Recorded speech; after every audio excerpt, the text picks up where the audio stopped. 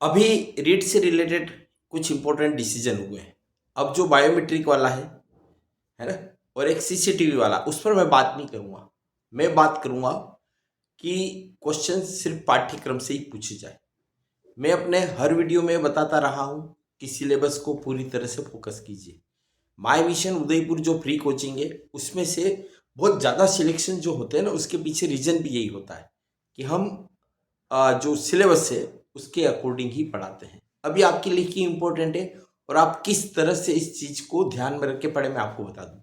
जब पेपर बनता है ना, अब आपके तो रीट में मैंने पुरानी वीडियो में बता रखा है कि लेवल 1 में पहली से 5वीं और डिफिकल्टी लेवल 10वीं क्लास का रहेगा, और लेवल 2 में आपका जो सिलेबस है 6ठी से 8वीं की किताबों से क्वेश्चन पूछे जाएंगे, और वो जो डिफिकल्टी लेवल है वो 12th लेवल का रहेगा। मैं आपको बता रहा हूँ, जब पेपर बनेगा आप लोगों का, तो आपकी जो टेक्स्ट बुक से जो सिलेबस वाला हिस्सा है ना, वह टेक्स्ट बुक से ही बनेगा। हम क्या करते हैं, गाइड के भरोसे रहते हैं। आजकल गाइड में क्या होड़ा होड़ गोड़ा फोड़ वाली स्थिति है। हर गाइड क्या कहती है कि उस गाइड ने ये कंटेंट निकाला, हम उसमें थोड़ा सा और जोड़ के निकालें।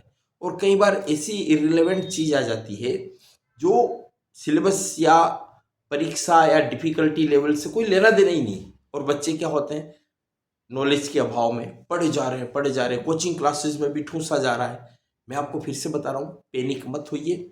आपके सिलेबस के अकॉर्डिंग जो टेक्स्ट बुक चल रही है स्कूल्स में, वो आप ले आइए। उन टेक्स्ट बुक में जो डिफिकल्टी लेवल है, उस चैप्टर को उस हाईएस्ट क्लास में देखिए। जैसे अगर मान लो आप लेवल 2 का दे रहे हैं और आपका कोई 7वीं क्लास का कोई चैप्टर है, लेकिन तो उसमें से ही आएगा अगर वो सिलेबस में दे रखा है। लेकिन अगर 7वीं क्लास का चैप्टर 12वीं की क्लास में चल रहा है, तो उस चैप्टर की तैयारी आपको 7वीं क्लास से नहीं करनी, वो चैप्टर की तैयारी आपको 12th की क्लास से करनी। अगर बाय चांस वो चैप्टर 12th क्लास में है ही नहीं, फिर आप देखिए 11th क्लास में है क्या। मतलब ऐसे टॉप टू ऐसे ही है कि 11th में होगा अगर उस चैप्टर हाईएस्ट क्लास के अकॉर्डिंग, तो उसमें से क्वेश्चन पूछा जाएगा।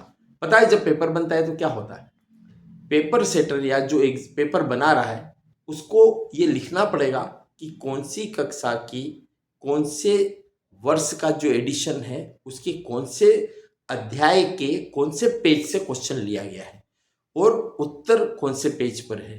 तो आप समझ सकते हो कि आपकी टेक्स्ट बुक से बाहर तो क्वेश्चन बनने का कोई चांस है ही नहीं, जो आपके सिलेबस टेक्स्ट बुक वाला है उसमें से। और इसके अलावा मैं आपको बता दूं कि मतलब आप बाहर का कितना भी पढ़ो, कुछ भी पढ़ो, कोई मतलब भी नहीं।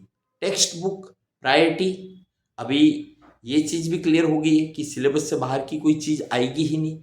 तो अनावश्यक आप देखिए कि कोचिंग क्लासेस में जो पढ़ाया जा रहा है या आप जो गाइड में पढ़ रहे हो, उसमें कुछ फैक्ट्स ऐसे तो नहीं है जो उस टेक्स्ट बुक में नहीं है, और उसकी जो डिफिकल्टी लेवल की टेक्स्ट बुक है उसमें भी नहीं है। छोड़ दीजिए आप, है ना। आप जबरदस्ती पैनिक मत होइए। बहुत अच्छी सलाह है, अगर आप मानेंगे तो आपके लिए बेनिफिशियल रहेगा। अनावश्यक तनाव भी नहीं रहेगा, टाइम एनर्जी और मनी भी नहीं बिगड़ेगी। धन्यवाद। जय हिंद।